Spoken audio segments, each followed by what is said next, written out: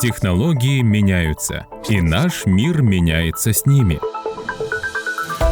С тех пор, как первые компьютеры появились в нашей жизни, они стали частью нашего повседневного бытия.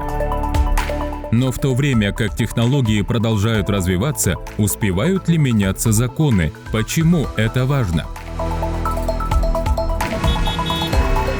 Представьте дороги без правил дорожного движения. Хаос, несчастные случаи, непредсказуемость. Как правила дорожного движения регулируют движение на дорогах, так и цифровой кодекс определяет правила в цифровом мире. Так же, как и на дорогах, в цифровом мире нам нужны ясные правила.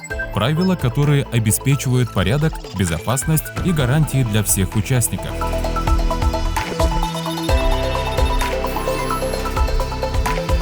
Целью кодекса является создание законодательной основы для цифровой экономики, актуализация существующей законодательной базы и обеспечение защиты прав граждан в этой быстро меняющейся среде. Это поможет улучшить услуги, привлечь инвестиции и ускорить экономический рост.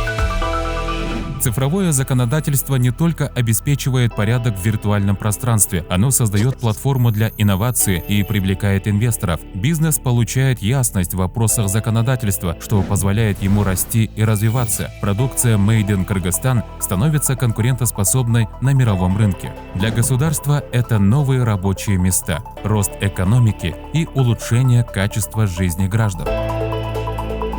Представьте мир, где все ваши цифровые потребности удовлетворены и защищены. Это мир, который мы строим с помощью нового законодательства.